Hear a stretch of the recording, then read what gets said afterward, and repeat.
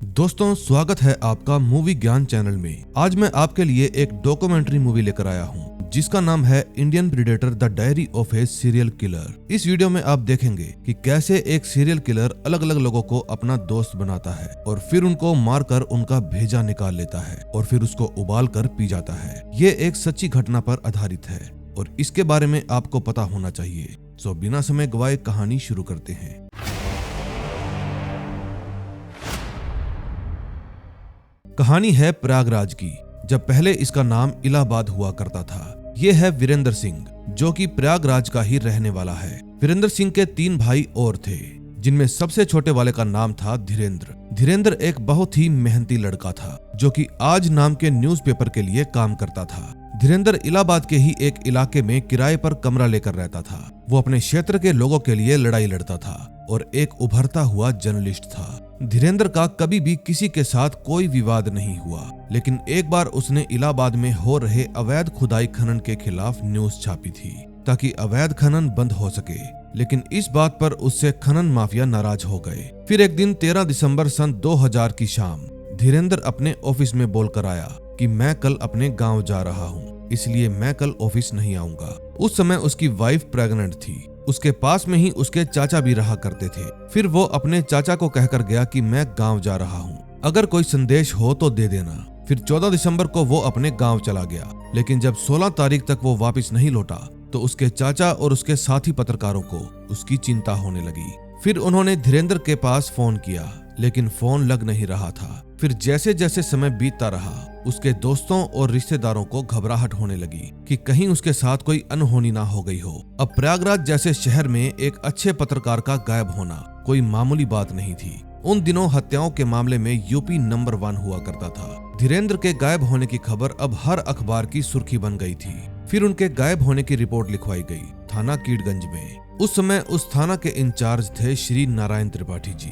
ये है Shri Narayan Tripathi, investigation officer. उस समय के एसएसपी ने धीरेंद्र को ढूंढने का काम इनको ही सौंपा था। फिर इन्होंने धीरेंद्र के कमरे में जाकर उसका अच्छे से निरीक्षण किया, ताकि कोई ऐसा सबूत मिल सके जिससे ये पता चल जाए कि वो आखिर कहाँ गए होंगे। उस समय धीरेंद्र के मोबाइल का चार्जर उसके ही कमरे में लगा हुआ था। तभी धीरेंद्र के साथी पत्रकार सत्येंद्र सिंह चौहान ने उसके मोबाइल की कॉल डिटेल निकलवाई। फिर उसमें से 3-4 नंबर निकलकर बाहर आए। उनमें से एक नंबर था पूर्व सांसद का और दूसरा नंबर था किसी के घर का, जो कि लैंडलाइन नंबर था, और एक था रेलवे इंक्वायरी का नंबर। फिर नारायण त्रिपाठी ने उस लैंडलाइन नंबर पर कॉल की, ताकि पता चल सके कि ये नंबर किसका है।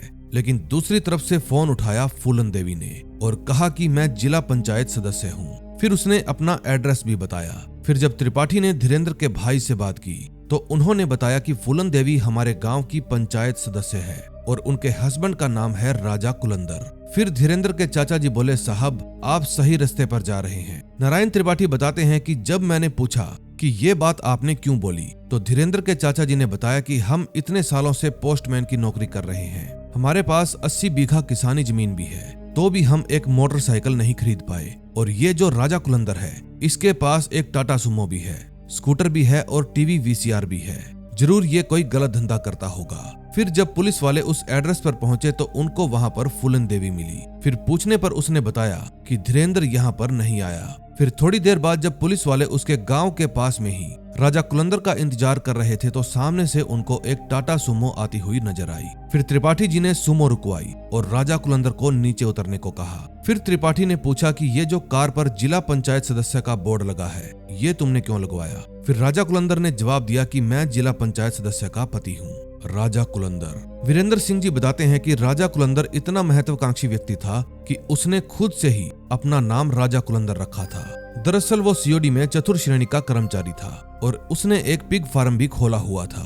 धीरेंद्र के कजन जितेंद्र सिंह बताते हैं कि राजा कुलंदर बिल्कुल सीधा साधा दिखता था और आज तक कभी भी उसने किसी के साथ विवाद नहीं किया था। वो तो किसी से ज्यादा बात भी नहीं करता था। तभी रतिभान त्रिपाठी बताते हैं कि जिला पंचायत चुनाव से पहले उसने अपनी पत्नी गोमती का नाम बदलकर फूलन देवी रख दिया, क्योंकि फूलन देवी एक डाकू थी और उसको हर कोई जानता था। फूलन देवी समाजवादी पार्टी की टिकट लेकर सांसद बन गई थी, इसलिए उसने सोचा कि अगर मेरी पत्नी का नाम भी फूलन देवी होगा तो शायद ये भी उसी की तरह ख्याति पाएगी, और उसकी ये ट्रिक काम भी कर गई। उसकी पत्नी चुनाव जीत गई अब हुआ ये कि राजा कुलंदर खुद तो चुनाव लड़ा नहीं था और गाड़ी पर नेम प्लेट लगाकर घूम रहा था अपनी पत्नी की, इसलिए नारायण त्रिपाठी ने उसको उठा लिया। उस समय उसके साथ उसका साला भी था। पुलिस वाले उसको भी अपने साथ ले गए।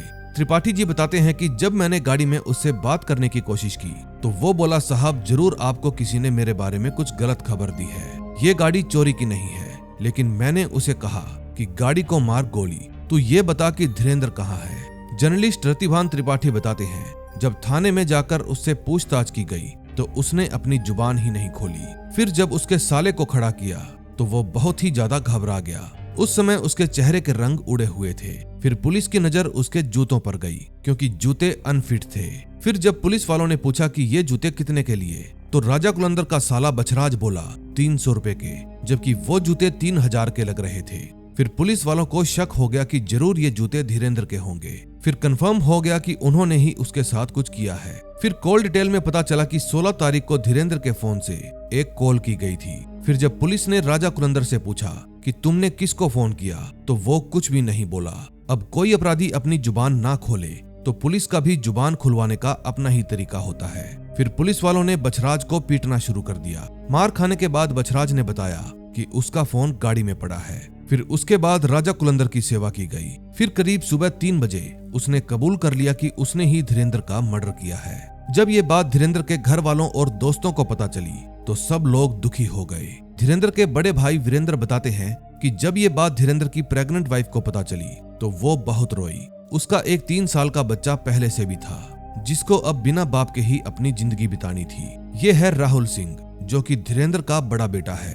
राहुल बताता है कि उस समय मैं 2 या 3 साल का हुआ करता था, लेकिन जब मैं धीरे धीरे बड़ा हुआ तो मेरे घर वालों ने मुझे बता दिया कि मेरे पिता के साथ क्या हुआ था। अगर पापा होते तो शायद मुझे अपनी लाइफ में इतना स्ट्रगल नहीं करना पड़ता और आज मेरी लाइफ कुछ और ही होती। वीरेंद्र सिंह बताते हैं कि उस समय हमारे मन में ख्याल आया कि खून का बदला खून होना चाहिए, लेकिन हम पढ़े लिखे आदमी थे, इसलिए हमने सोचा कि इस तरह तो हमारे परिवार की जिंदगी भी खराब हो जाएगी, हमें ऐसा कदम नहीं उठाना है। नारायण त्रिपाठी जी बताते हैं कि पूछने पर राजा कुलंदर ने बताया कि मेरे पास जो गाड़ी थी वो चोरी की थी और मुझे शक था कि ये बात धीरेंद्र भी जानता था, इसीलिए मैं डर गया कि कहीं वो मुझे पुलिस में जाकर ना पकड़वा दे, इसलिए मैंने उसको अपने घर पर बुला लिया। मैंने मेरे घर पर एक पिग फार्म भी खोला हुआ है। सर्दियों के दिन थे, दिसंबर का महीना था। फिर सुबह सुबह जैसे ही धीरेंद्र आया तो मैंने वहां पर आग जलाकर उसको भी हाथ सेकने के लिए अपने पास बिठा लिया। फिर मैंने मेरे साले को चाय लाने के लिए भेज दिया। उस समय धीरेंद्र मेरी तरफ मुंह करके बैठा हुआ था। फिर मेरा साला गया और एक तमंचा लेकर आया और उसने उसी तमंचे से धीरेंद्र को शूट कर दिया। ये है अदालत सिंह, ये एक प्राइवेट स्कूल का टीचर है। ये राम निरंजन का बेटा है, यानी कि राजा कुलंदर का बेटा है। ये बताता है कि जब मेरे पिता को पुलिस पकड़ कर ले गई तो उस समय मैं छोटा हुआ करता था, करीब 14-15 साल का था। फिर जब पुलिस मेरे पापा को लेकर गई तो हमने अपने जानकार लोगों के पास फोन लगाया ताकि कोई हमारी हेल्प करे, लेकिन कोई भी नहीं आया। तभी सुबह करीब 5 बजे पुलिस फिर से आई और इस बार हम सभी को उठा कर ले गई। पुलिस वालों ने एक दिन तो हमें कहीं और रखा और फिर अगले दिन मेरे पापा से मिलवाया। फिर मेरे पापा बोले, जो किया है मैंने किया है, मेरे बच्चों को काहे परेशान कर रहे हो।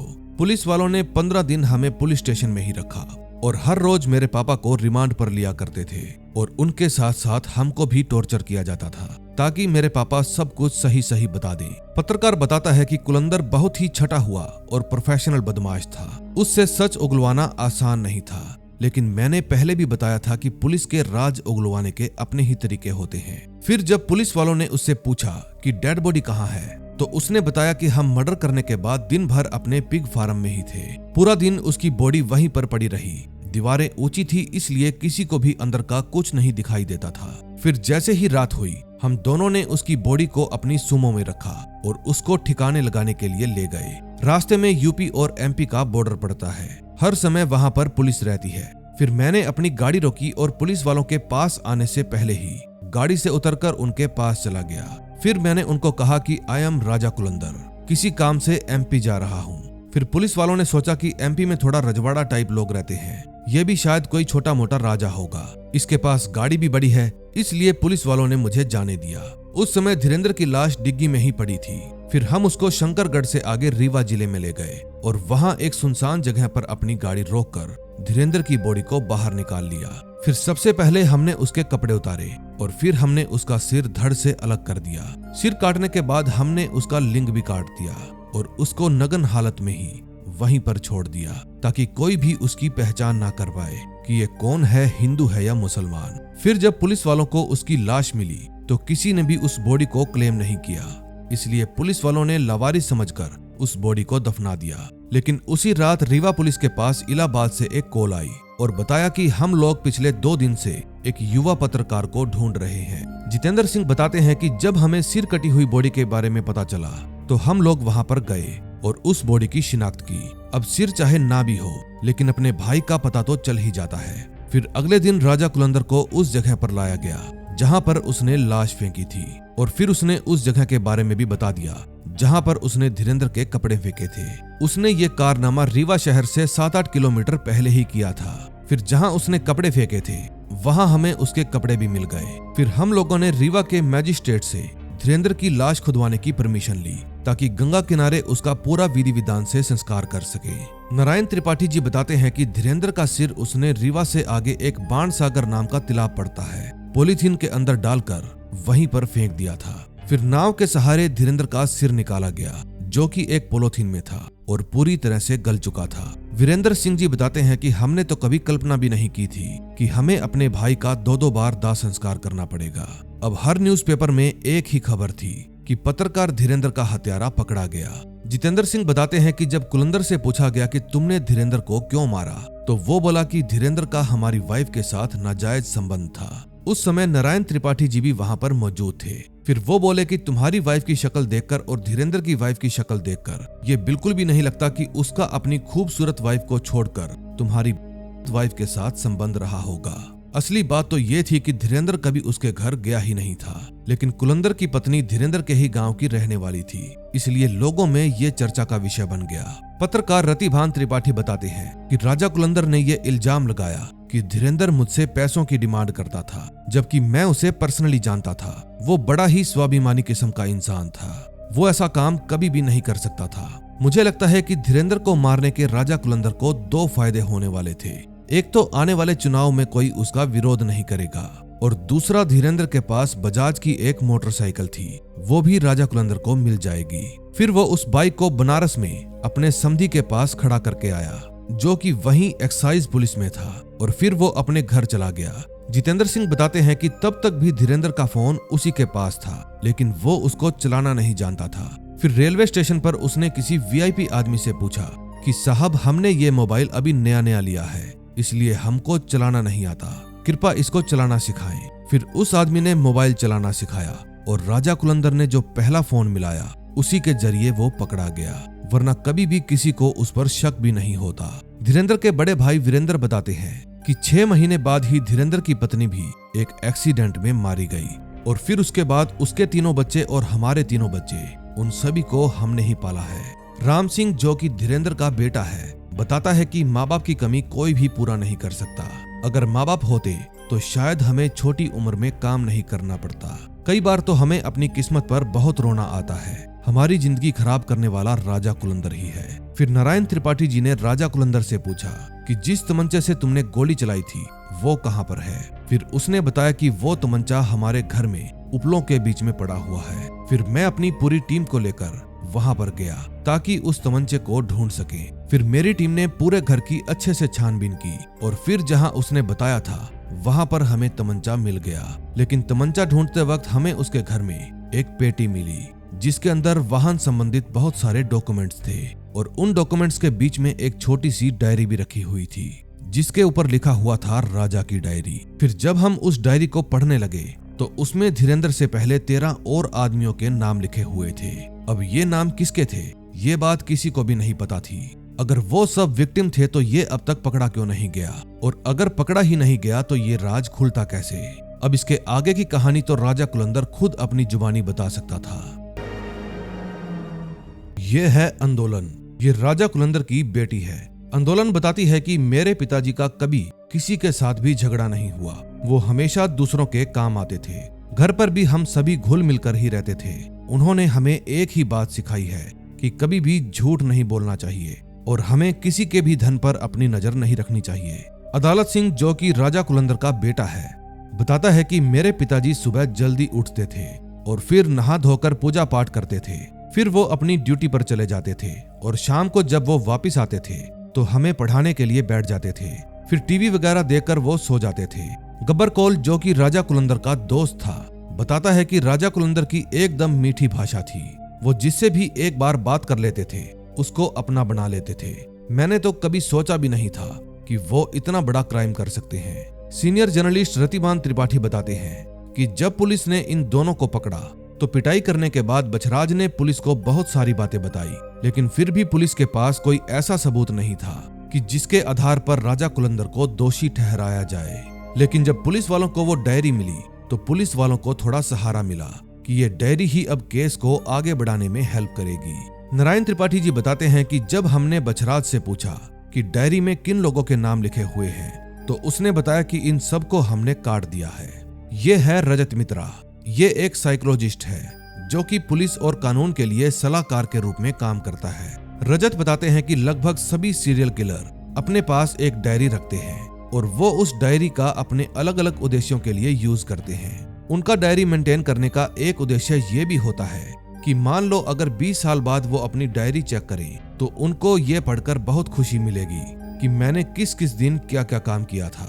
ये सब वो अपने एंजॉयमेंट के लिए करते हैं। डायरी में पहला नाम था काली प्रसाद श्रीवास्तव का। ये राजा कुलंदर का दोस्त हुआ करता था और इसी के साथ सीओडी में नौकरी भी करता था। ये है लक्ष्मण प्रसाद श्रीवास्तव। ये काली प्रसाद श्रीवास्तव का बेटा है। लक्ष्मण बताता है कि मेरे पिताजी सरकारी नौकरी करते थे और फिर एक दिन 25 जनवरी 1997 को वो घर से अपनी ड्यूटी के लिए निकले थे और आज तक कभी घर पर नहीं आए। फिर उनका इंतजार करते करते रात तो कट गई, लेकिन फिर सुबह होते ही हम लोग थाना पहुंच गए और वहां जाकर उनकी मिसिंग रिपोर्ट दर्ज करवाई। फिर हमने उनको अपने सभी रिश्तेदारों के घर पर ढूंढा, आसपास के सभी मठों में भी ढूंढा, लेकिन उनका कुछ भी पता नहीं चला। उनको ढूंढने में राजा कुलंदर ने भी हमारी खूब हेल्प की, लेकिन हमें क्या पता था उसने ही मेरे पिताजी को गायब किया है। रतिभान त्रिपाठी बताते हैं कि राजा कुलंदर का कहना है कि काली प्रसाद श्रीवास्तव ने मुझसे 50,000 रुपए उधार लिए थे, लेकिन बार बार मांगने पर भी पैसे वापस नहीं किए। वो कहता है कि लाला की खोपड़ी है, इससे पैसे वापस लेना आसान नहीं होगा। फिर उसने ठान लिया कि काली प्रसाद ने उसके साथ धोखा किया है और वो काली प्रसाद को सबक सिखाकर ही रहेगा। और फिर एक दिन उसने दोस्ती के बहाने काली प्रसाद को अपने घर पर बुलाया और बातों ही बातों में उसका सिर धड़ से अलग कर दिया और फिर उसने काली प्रसाद को वहीं पीपल के पेड़ के नीचे गाड़ दिया। नारायण त्रिपाठी जी बताते हैं कि अब उसने काली प्रसाद का सिर काटने के बाद क्या किया, यह सुनकर आप घबरा जाओगे। राजा कुलंदर ने बताया कि लाला जी यानी कि काली प्रसाद अक्सर हमसे कहा करते थे कि मुझसे बड़ा दिमाग वाला इस दुनिया में कोई नहीं है। फिर राजा कुलंदर ने सोचा कि लाला का दिमाग तेज है तो क्यों ना अपना भी कर लिया जाए। फिर उसने खोपड़ी के अंदर से लाला का दिमाग निकाला और फिर उसको पानी के अंदर अच्छे से उबाला। फिर दोनों ही साला बहनोई ने मिलकर उसका रस पिया। लक्ष्मण प्रसाद श्रीवास्तव उस समय किसी कपड़े की दुकान पर काम किया करता था। फिर किसी ने पेपर में पढ़ा कि राजा कुलंदर ने 14 लोगों का मर्डर किया है और उसमें काली प्रसाद श्रीवास्तव का भी नाम है। और ये बात सुनकर काली प्रसाद की पूरी फैमिली का हाल बेहाल हो गया। अब 3 साल तो उनको ढूंढते ढूंढते बीत ही गए थे और जब घर वालों को उनकी मौत का पता चला तो सबका सीना फटने लगा। फिर मैं अपनी साइकिल लेकर राजा कुलंदर के घर पर देखने गया और वहां जाकर पता चला कि रात को तो राजा कुलंदर की बेटी की शादी थी।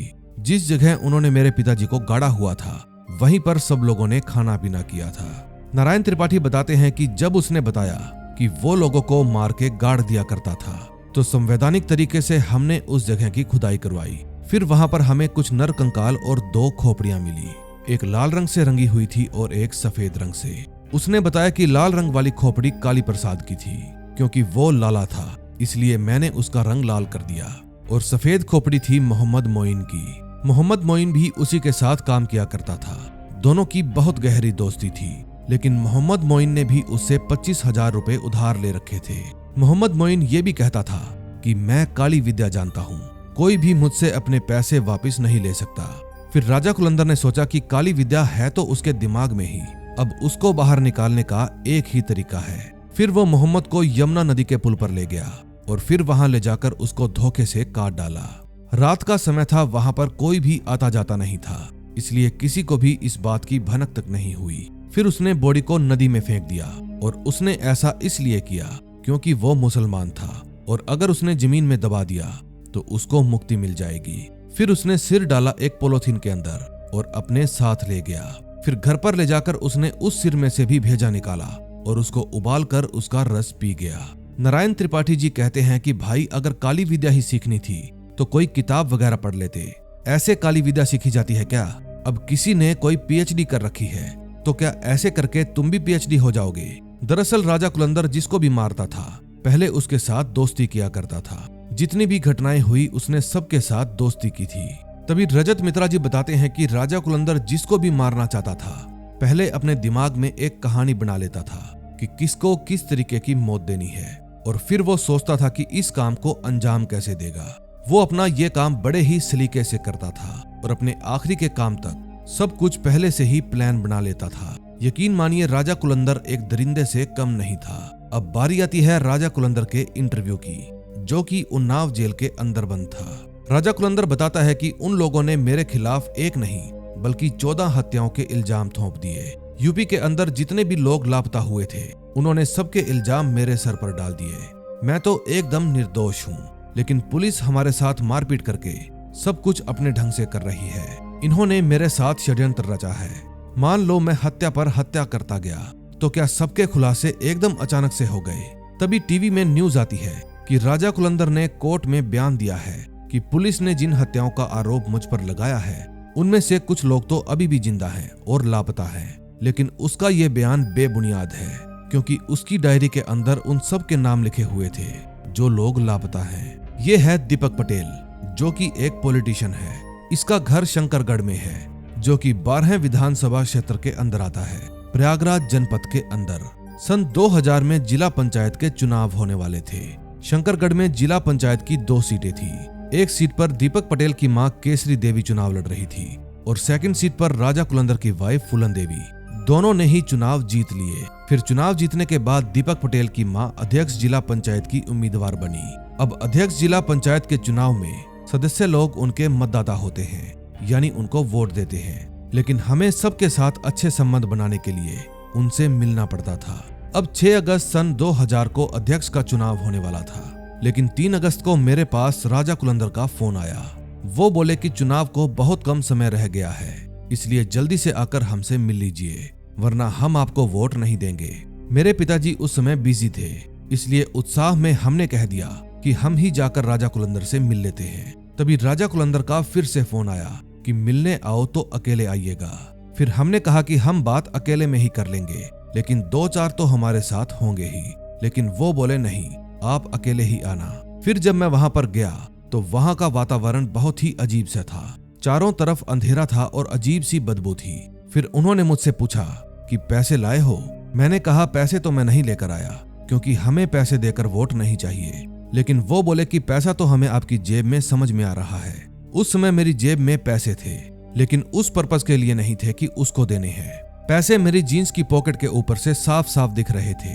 फिर वो बोले एक बार मैं पूजा कर लूं, उसके बाद बैठकर बात करते हैं। फिर उन्होंने अपनी पूजा शुरू की, लेकिन यकीन मानिए वो पूजा नहीं थी। वो कुछ अजीब सी हरकतें कर रहे थे। फिर वो अगरबत्ती लेकर मेरे चेहरे की तरफ घुमाने लगे। अब मेरी गाड़ी उन्होंने वहां से थोड़ी दूर ही खड़ी करवाई थी। तभी मुझे डर की या यूं कहो किसी अनहोनी की आशंका होने लगी। फिर मेरा दिल घबराने लगा, इसलिए मैं वहां से उठा और बिना उसको बताए वहां से चला गया। अगर वो मुझे जाते हुए देख लेते तो शायद मुझे जाने नहीं देते, लेकिन मेरी किस्मत अच्छी थी। फिर जब बाद में मुझे इस घटना के बारे में पता चला तो मैं भी उस जगह को देखने के लिए गया जहां वो लाशें दबाया करता था। जिस जगह से नर कंकाल निकाले गए थे, ये वही जगह थी जहां पर मैं उस रात बैठा हुआ था। बस यूं समझ लो कि उस रात हम बाल बाल बच गए। हो सकता है कि उस रात वो हमसे बात करना चाह रहे हों, लेकिन जो परिस्थितियां थी वो खाली बात करने वाली नहीं थी। रजत मित्रा जी बताते हैं कि ऐसे लोग हमेशा ये सोचते हैं कि उनके साथ गलत हुआ है, इसलिए जब वो किसी को मार देते हैं तो खुद को उसका दोषी नहीं समझते। ये लोग बस ऐसा ही सोचते हैं कि उसने मेरे साथ गलत किया तो मैंने उसको उसके किए की सजा दे दी। ये है हंसराज कोल, जो क्षेत्र में रहकर आदिवासी समाज के उत्थान के लिए काम करते हैं। ये बताते हैं कि राजा कुलंदर खुद भी कोल समुदाय से ही थे, जो कि मध्य प्रदेश के बुंदेलखंडी इलाके से धीरे धीरे उत्तर प्रदेश में आ गए, क्योंकि जब जंगल खत्म हुए तो इन्होंने वहां पर खेत बनाना शुरू कर दिया।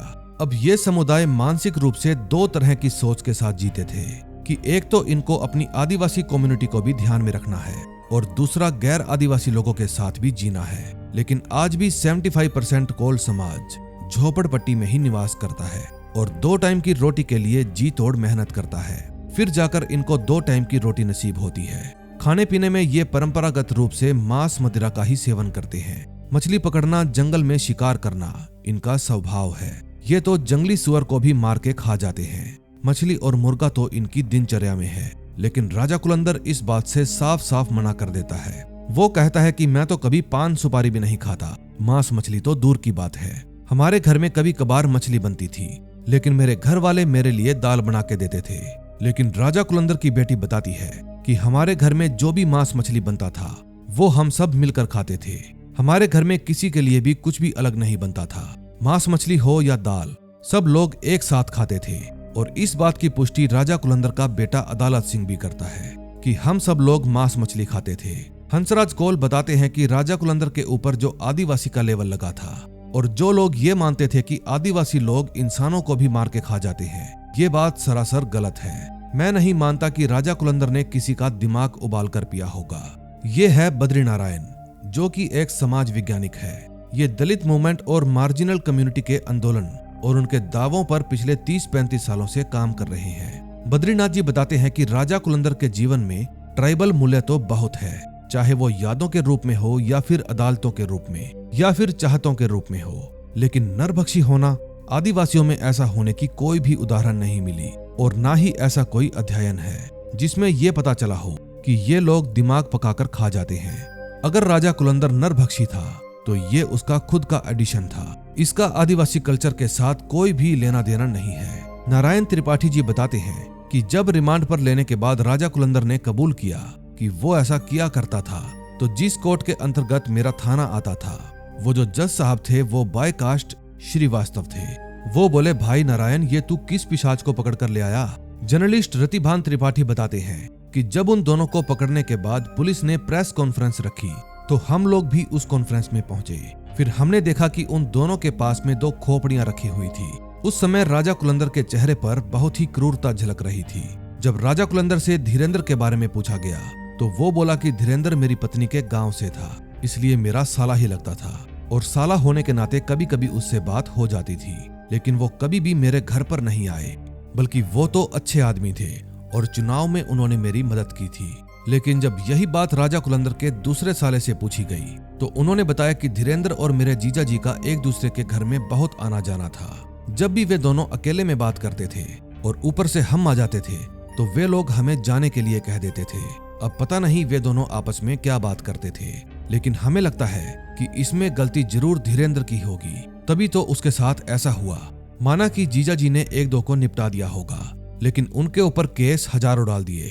राजा कुलंदर की बेटी कहती है कि जरूर धीरेन्द्र ने ही पहले हमला किया होगा, वरना मेरे पापा ऐसे नहीं हैं जो किसी की भी जान ले लें। राजा कुलंदर कहते हैं कि मेरे ऊपर मेरे एक पड़ोसी की हत्या का इल्जाम लगाया गया, लेकिन मैं तो जानता हूं ना कि वो साला जिंदा है। अब एक जिंदा हो सकता है तो और लोग भी तो जिंदा हो सकते हैं। पता नहीं पुलिस किसकी खोपड़ियां ढूंढ ढूंढ कर मेरे ऊपर इल्जाम लगा रही है। जब मेरी रक्षक पुलिस ही मेरे ऊपर इल्जाम लगा रही है तो बताइए मैं और किससे उम्मीद रखूं। नारायण त्रिपाठी जी बताते हैं कि उसने जिस जिस जगह पर बताया, हमें उस जगह पर खोपड़ियां और कंकाल बरामद हुए। उसने केवल अपना वर्चस्व स्थापित करने के लिए दूसरे लोगों को मारा था, ताकि वो लोगों की नजरों में बाहुबली बन सके। राजा कुलंदर कहता है कि पुलिस माननीय अधिकारों का हनन करती है, लेकिन न्यायालय भी कम नहीं है, वो भी माननीय अधिकारों का हनन करता है। मैं पिछले 20 सालों से कोर्ट के चक्कर लगा रहा हूँ और जब भी जाता हूँ मेरे साथ अमानवीय व्यवहार किया जाता है। कोर्ट पिछले 20 सालों से किसी भी नतीजे पर नहीं आई। गरीबों को न्याय पाना बहुत ही मुश्किल हो गया है साहब। तभी साइकोलॉजिस्ट रजत मित्रा बताते हैं कि हर एक सीरियल किलर अपने आप को पीड़ित समझता है। वो ना तो न्याय प्रणाली में विश्वास रखते हैं और ना ही किसी कानून में। वे सोचते हैं कि वे लोग जो भी कर रहे हैं वो खुद के साथ न्याय कर रहे हैं। उनकी सोच के अनुसार किसी पीड़ित को मारना एक न्याय है। रतिभान त्रिपाठी बताते हैं कि वो अपर कास्ट के लोगों के साथ नफरत करता था, क्योंकि उसका मानना था कि अपर कास्ट के लोग नीची जाति के लोगों के साथ बुरा व्यवहार करते हैं। इसीलिए उसने जितनी भी हत्याएं की सब अपर कास्ट के लोगों की ही की थी और इसीलिए वो खुद भी पावरफुल इंसान बनना चाहता था। अब बारी आती है संतोष शुक्ला और अशोक कुमार की। नारायण त्रिपाठी जी बताते हैं कि मुझे राजा कुलंदर ने बताया है कि जब मैं चित्रकूट में गया तो वहां पर मुझे एक कमांडर जीप मिली और उसका ड्राइवर था एक ब्राह्मण। लोग कहते हैं कि ब्राह्मण ज्यादा खाते हैं, अब वो ज्यादा खाना खाते हैं तो उनकी आंत भी बड़ी ही होगी। फिर मैं उस ब्राह्मण को मित्र बनाकर अपने साथ ले आया और घर पर आते ही मैंने उसको मार के जब उसकी आंत बाहर निकाली तो उसको बड़े ही ध्यान से देखा। फिर मैं वहां पर एक और आदमी लेकर आया और उसको भी फाड़कर उसकी आंत बाहर निकाल ली और जब मैंने उन दोनों की आंतों को नापा तो वो बिल्कुल एक समान थी। फिर मैंने उन दोनों को अपने पिग फार्म के अंदर ही दफना दिया, लेकिन जहां पर मैंने ब्राह्मण को गाड़ा था वहां पर एक पीपल का पेड़ लगा दिया और मैं हर रोज वहां पर अगरबत्ती लगाता हूँ ताकि ब्रह्म देवता मुझे परेशान ना करें। बद्रीनाथ जी बताते हैं कि 1990 के दशक में जब वहां पर नक्सलवाद चरम सीमा पर था तो एक तरफ तो फूलन देवी उभर कर सामने आई और दूसरी तरफ राजा कुलंदर भी धीरे धीरे उभर रहा था। वो कोई स्ट्रॉन्ग पॉलिटिकल पार्टी ज्वाइन करना चाहता था, लेकिन ये रास्ता उसके लिए आसान नहीं था, इसलिए उसने खुद को मजबूत बनाने के लिए खुद ही अपना अलग रास्ता चुना। नारायण त्रिपाठी बताते हैं कि जब मैंने उससे पूछा कि तूने ये सब क्यों किया तो उसने बताया कि हमारे क्षेत्र का सांसद अतीक उस समय वहां का विधायक था। हम उसके ऑपोजिट चुनाव लड़ना चाहते थे, इसलिए हम खुद को ताकतवर बनाना चाहते थे ताकि सब लोग हमसे डरें। लेकिन राजा कुलंदर बताता है कि मेरा एक साला प्रधानी चुनाव जीता, मेरी पत्नी पंचायत सदस्य चुनाव जीती, मेरा एक भतीजा ग्राम सदस्य चुनाव जीता, मेरी एक साली बीडीसी जीती और मेरी 2001 के इलेक्शन में एमएलए की तैयारी थी। लेकिन नेताओं में खलबली मच गई, इसलिए उन लोगों ने मेरे खिलाफ षड्यंत्र रचा। अगर मैं राजनीति में नहीं आता तो मेरे साथ ये सब कुछ नहीं होता। रतिभान बताता है कि वो अपनी ट्राइबल का राजा बनना चाहता था, इसीलिए उसने अपना प्रभुत्व जमाने के लिए ये सब किया। उसने अपना नाम राम निरंजन से राजा कुलंदर रख लिया और अपनी डायरी में भी लिख दिया राजा की डायरी। उसको लगता था कि हत्या करके उसने राजा की तरह ही न्याय किया है, इसलिए वो खुद ही फैसला करता था और खुद ही सजा सुनाता था और फिर बाद में खुद ही सजा भी देता था और इसीलिए तो वो खुद को राजा कुलंदर कहता था। ये है पीएन पांडे। 1993 में इनकी भर्ती जेल अधीक्षण पद पर हुई थी और फिलहाल ये जेल सुपरिटेंडेंट है। जब लखनऊ में इनकी बदली हुई तो राजा कुलंदर पहले से ही उस जेल में मौजूद था। उस समय वो वहां की हाई सिक्योरिटी जेल में था। पांडे जी बताते हैं कि जब भी मैंने उसको देखा या तो पूजा पाठ करते हुए देखा या फिर कानून संबंधित किताबें पढ़ते हुए देखा। उसको इस बात का भी ज्ञान था कि जेल में भूख हड़ताल करने पर पुलिस अधिकारी परेशान हो जाते हैं और इससे बात ऊपर तक जाती है। ये है शैलेश कुमार गुप्ता। 2008 में ये भी कैदी हुआ करते थे नैनी सेंट्रल जेल में। शैलेश बताते हैं कि जब मैं जेल में था तो मैंने राजा कुलंदर के बारे में बहुत सुना। किसी ने मुझे बताया कि ये आदमियों को मार कर खा जाता है। फिर उसको देखकर मुझे थोड़ा डर भी लगता था, लेकिन वो हमेशा दूसरों से अलग रहता था। उसको देखकर मुझे कभी ऐसा नहीं लगा कि उसने 14-15 आदमियों को मार दिया होगा। उसका बिहेवियर हमेशा ही नॉर्मल रहता था, बल्कि वो तो दूसरों की हेल्प भी करता था। जैसे अगर किसी अनपढ़ कैदी को कोई एप्लीकेशन वगैरह लिखवानी होती तो वो उनकी एप्लीकेशन लिख दिया करता था, या फिर किसी को कोर्ट से संबंधित कोई समस्या होती थी या फिर कोई लिखा पढ़ी करवानी होती थी तो वो अपना कागज पेन लेकर हमेशा ही तैयार रहता था। मैंने उसके अंदर कभी भी राक्षस को नहीं देखा, बल्कि एक ऐसा आदमी देखा जो हमेशा दूसरों की हेल्प करना चाहता है। राजा कुलंदर बताता है कि जेल में कुछ पाकिस्तानी आतंकवादी भी थे। पुलिस वाले उनके लिए मुर्गा भिजवाते थे, लोडिंग बीड़ी भिजवाते थे। हमने कहा भाई ये हिंदुस्तान है, पाकिस्तानियों को ऐसी सुविधा क्यों दे रहे हो। फिर एक दिन एक शेख ने कहा कि हम दिल्ली तक गुंजेंगे। फिर हमने कहा एक बार लखनऊ ही गुंजा के देख लो, सब कुछ समझ में आ जाएगा। डॉक्टर रजत मित्रा बताते हैं कि अक्सर ऐसे लोग खुद को कानून से ज्यादा चालाक समझते हैं। उनके पास अक्सर ज्ञान का एक अच्छा विशाल भंडार होता है। वे अक्सर आपको मैनिपुलेट करने की कोशिश करते हैं और ये सोचते हैं कि वो आपसे ज्यादा स्मार्ट हैं। राजा कुलंदर बताता है कि एक बार एक आदमी जेल में मोबाइल से बात कर रहा था फिर मैंने पूछा, भाई तुम कौन हो और जेल में मोबाइल कहाँ से ले आए? फिर उसने कहा कि मैं कैदी हूँ। फिर हमने उसके कान पर एक जोर से थप्पड़ दे मारा कि तुम कैदी हो तो जेल में मोबाइल मत चलाओ। फिर थप्पड़ खाने के बाद वो बोला कि हम डिप्टी हैं। तो भाई एक बात है, तुम डिप्टी हो तो क्या हमें गलत बताओगे? तब से अब तक वो हमें दिखा ही नहीं। उसने फौरन अपना ट्रांसफर करवा लिया। शैलेश गुप्ता बताते हैं कि राजा कुलंदर को हमेशा सेल में ही रखते थे। उनके बारे में ऐसा रूमर था कि अगर उसको खुला छोड़ देंगे तो वो किसी को भी मारकर खा सकता है। राजा कुलंदर बताता है कि मैं नैनी में 16 साल तक रहा। वहाँ के जो अधीक्षक थे वो श्रीवास्तव थे। अब एक श्रीवास्तव के खून का मुझ पर इल्जाम भी था, इसलिए उनका आदेश था कि मुझको भीड़ में रखा जाए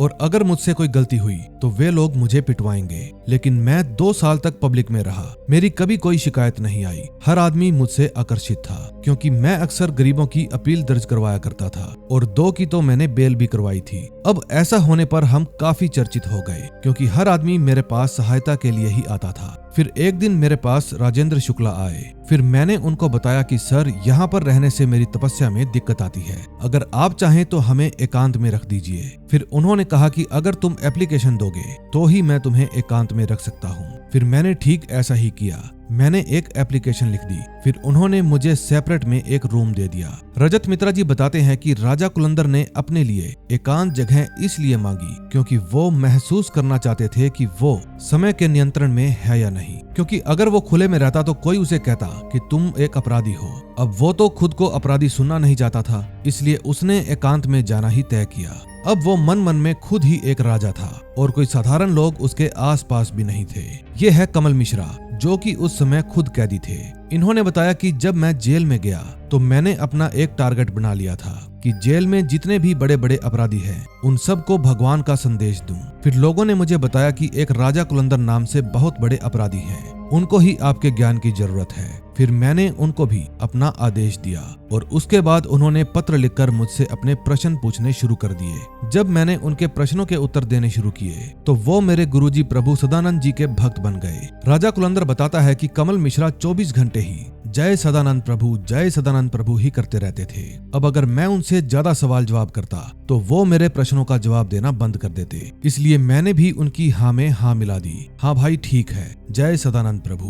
अब अगर मैं उनका विरोध करता तो हम दोनों में प्रेम कैसे होता। कमल मिश्रा जी बताते हैं कि उन्होंने एक बार पत्र लिखा कि मैं जिन भी कर्मों से जेल में आया हूँ, मेरी जेल यात्रा बहुत ही सुखद रही है। यहाँ आकर मुझे भगवान भी मिल गए। अब मैं जब भी यहाँ से बाहर निकलूंगा तो अपना शेष जीवन प्रभु सदानंद जी के आश्रम के प्रति समर्पित कर दूंगा। पीएन पांडे जी बताते हैं कि राजा कुलंदर बहुत ही ज्यादा पूजा पाठ करने लग गया था। कई बार मुझे ऐसा एहसास होता था कि उसके मन में तांत्रिक टाइप कुछ विश्वास है। अब उसकी मन की इच्छा थी कि वो बगलामुखी माता की आराधना करना चाहता है, जिनको वे लोग वन देवी कहकर पुकारते थे।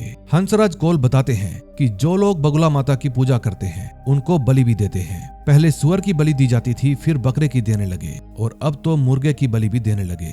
एक बार तो ऐसा हुआ कि राजा कुलंदर ने अपनी जेल वाली कोठड़ी के अंदर हवन करना शुरू कर दिया, लेकिन धुएं के कारण सायरन बजने लगे और फिर सब लोगों को बाहर मैदान में इकट्ठा किया गया, ये जानने के लिए कि वहां पर आग कैसे लगी। फिर वो बोला कि साहब मैं हवन कर रहा था। बद्रीनाथ नारायण बताते हैं कि अगर वो रात में बगलामुखी माता का हवन कर रहा था तो इसका मतलब वो तांत्रिक शक्ति प्राप्त करना चाहता था, क्योंकि उनको तांत्रिकों की देवी माना जाता है। तभी एक पत्रकार राजा कुलंदर से पूछता है कि क्या आप भगवान से बातें करते थे? फिर राजा कुलंदर जवाब देता है कि आप मुझसे इतनी बातें मत पूछिए, ये मेरी और उनकी गोपनीय बात है। मैं अब शांतिपूर्ण तरीके से रहता हूँ और किसी को भी कष्ट नहीं देता, और बात है भगवान से बात करने की तो हाँ मैं करता हूँ। रजत मित्रा जी बताते हैं कि राजा कुलंदर एक भ्रम में था।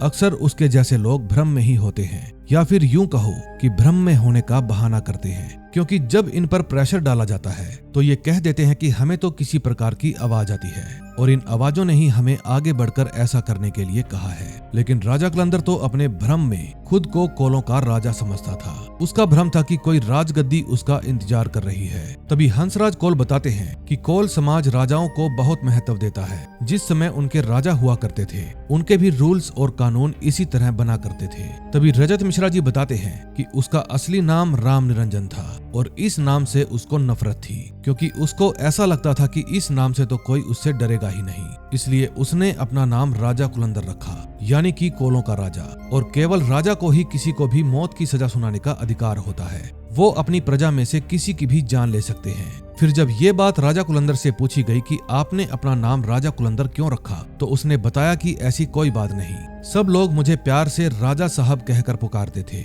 मैंने थोड़ी अपना नाम राजा कुलंदर रखा है, कहीं भी इस बात का प्रूफ नहीं है। भाई मेरा नाम तो राम निरंजन है। लगता है पुलिस ने अपनी स्टडी अच्छे से नहीं की, किसी ने उनको मेरे बारे में कुछ भी बता दिया और उन्होंने वही नाम दर्ज कर दिया। लेकिन कमल मिश्रा जी बताते हैं कि सब लोगों ने मुझे उसका नाम राजा कुलंदर ही बताया था और मैं तो उनको इसी नाम से जानता हूँ। यहाँ तक कि मेरे पास जब उसके पत्र आते थे तो उसके नीचे भी उसका नाम राजा कुलंदर ही लिखा होता था और वो अपने साइन में RK लिखते थे। एक पत्र में तो उन्होंने लिखा था कि मैं आपके लिए कई हत्याएं कर सकता हूँ, आप जहाँ कहें वहाँ की जमीन भी हड़प सकता हूँ और अगर आप कहेंगे तो AK-47 भी चलवा दूंगा। इस पत्र के नीचे भी उसने अपना साइन किया हुआ था। पत्रकार रतिभान त्रिपाठी बताते हैं कि उसकी सोच कितनी क्रिमिनल वाली थी। इस बात का पता तो उसके बच्चों के नाम से ही लग जाएगा, क्योंकि उसने अपने बच्चों के नाम अदालत, जमानत और आंदोलन रखा हुआ था। एक बेटा अदालत, दूसरे बेटे का नाम जमानत और तीसरी बेटी थी जिसका नाम उसने आंदोलन रखा था। बद्री नारायण जी बताते हैं कि अब वो खुद को राजा समझने लगा था, इसलिए लोगों को सजा सुना पाए, इसलिए अदालत उसके घर की होनी चाहिए। फिर उसने अपने बेटे का नाम अदालत रखा। शक्ति प्राप्ति के लिए आंदोलन, क्योंकि आंदोलन ही एक ऐसा तरीका है जिससे लोग बड़े बड़े लोगों और सरकारों को झुका सकते हैं, इसलिए उसने अपने एक बेटे का नाम आंदोलन रखा। और उसने अपनी बेटी का नाम जमानत इसलिए रखा क्योंकि जमानत दोनों तरह के लोगों के लिए जरूरी है, एक वो जो गलत करता है और दूसरा वो जो आंदोलनकारी है, क्योंकि उन दिनों एरिया में बहुत सारे आंदोलन हुआ करते थे और लोग पकड़े भी जाते थे, जिस कारण उनको जमानत की जरूरत पड़ती थी। रजत मित्रा जी बताते हैं कि राजा कुलंदर जैसा व्यक्ति ऐसे भ्रम में जीता है कि मैं जो भी कर रहा हूँ वो आपराधिक न्याय प्रणाली का हिस्सा है, मैं ही आपराधिक न्याय प्रणाली हूँ और मुझसे ही न्याय प्रणाली शुरू होती है और मैं क्रिमिनल न्याय प्रणाली से भी बड़ा हूँ। लेकिन राजा कुलंदर बताता है कि उन दिनों मेरी ससुराल वाले अदालत से एक मुकदमा जीत गए थे, इसीलिए हमने अपने बेटे का नाम अदालत रख दिया। जमानत नाम तो हमने ऐसे ही रख दिया था, हमें खुद नहीं पता क्यों रखा। टीवी पर न्यूज आते हैं कि राजा कुलंदर एक बहुत ही शातिर इंसान है, वो चालाकी से अपनी कहानियों पर यकीन दिला देता है, लेकिन न्यायालय तो सबूत मांगती है। दिल्ली को लखनऊ से चोरी की हुई टाटा सुमो राजा कुलंदर के पास से बरामद हुई थी। अब उसके पास ये गाड़ी कहां से आई? क्या पत्रकार धीरेन्द्र सिंह का भी इस टाटा सुमो के साथ कोई लेना देना था? राजा कुलंदर का बेटा अदालत सिंह बताता है कि मेरे पापा के पास एक सुमो थी, एक जीप भी थी और एक स्कूटर भी। तभी आंदोलन बताती है कि हमें नहीं पता कि उन्होंने ये चीजें कहां से ली और कैसे ली, लेकिन हाँ हमारे पास गाड़ियां थी।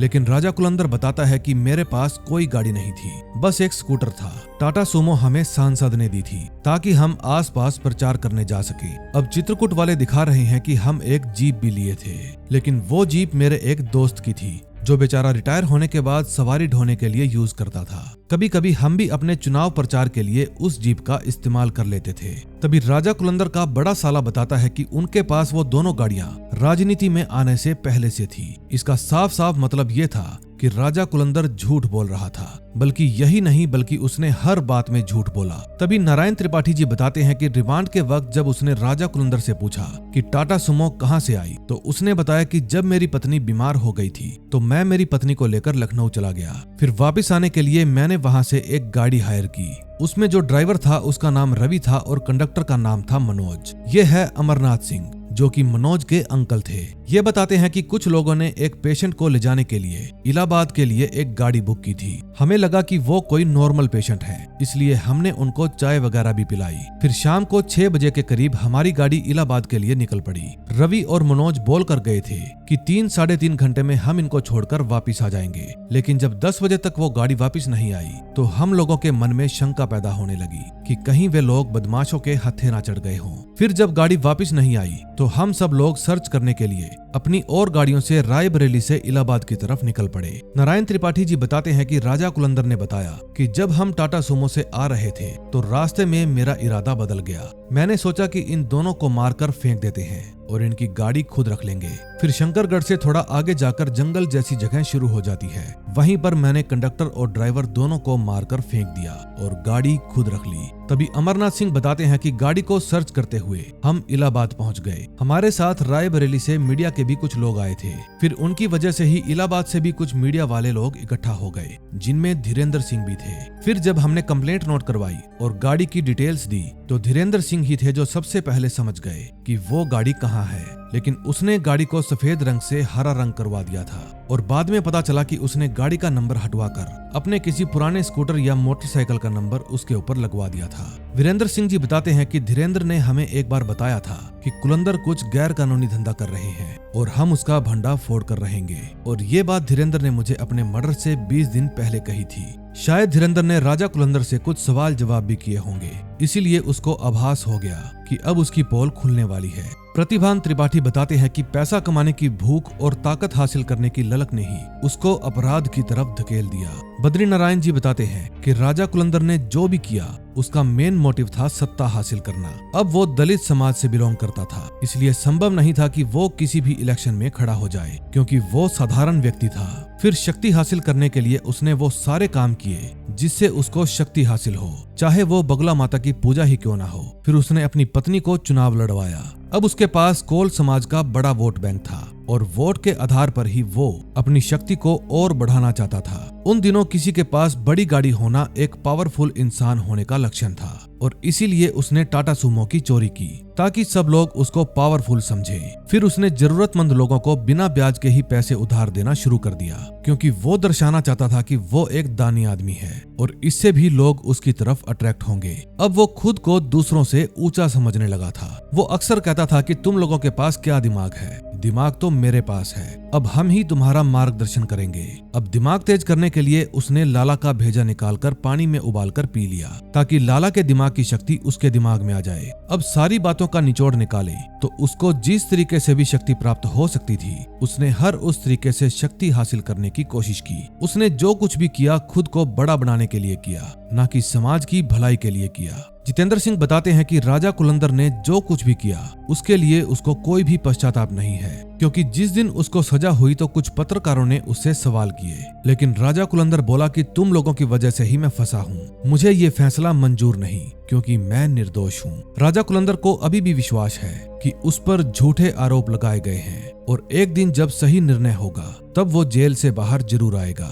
रजत मित्रा जी कहते हैं कि उसको खुद की और दूसरों की सेफ्टी के लिए अंदर ही रहना चाहिए। नारायण त्रिपाठी जी कहते हैं ऐसा इंसान अगर जेल से बाहर आ भी जाता है, चाहे सजा पूरी करके या फिर पैरोल पर, तो बाहर आकर निश्चित ही अपराध करेगा, क्योंकि उसकी पृष्ठभूमि ही ऐसी है। पीएन पांडे जी कहते हैं कि मुझे नहीं लगता कि इस तरह के गुनहगारों की फिर से समाज में वापसी होनी चाहिए, जब तक कि उसकी उम्र इतनी बड़ी ना हो जाए कि वो कोई अपराध करने के लायक ही ना बचे। और अंत में बद्री नारायण जी कहते हैं कि आपको कोई भी क्रिमिनल मिल सकता है, लेकिन राजा कुलंदर जैसा क्रिमिनल नहीं मिल सकता, जो कि अपनी इमेजिनेशन में जीता हो, जो शक्ति के लिए तंत्र मंत्र और मर्डर से लेकर चुनाव तक जाना चाहता हो, जिसमें गलत और सही को लेकर इतना बड़ा रेंज हो। ऐसा क्रिमिनल आपको कहां मिलेगा। सन 2000 में राम निरंजन उर्फ राजा कुलंदर पर 14 हत्याओं का आरोप लगाया गया। राम निरंजन को पत्रकार धीरेन्द्र सिंह की हत्या और टाटा सुमो दोहरे हत्याकांड के लिए दोषी ठहराया गया।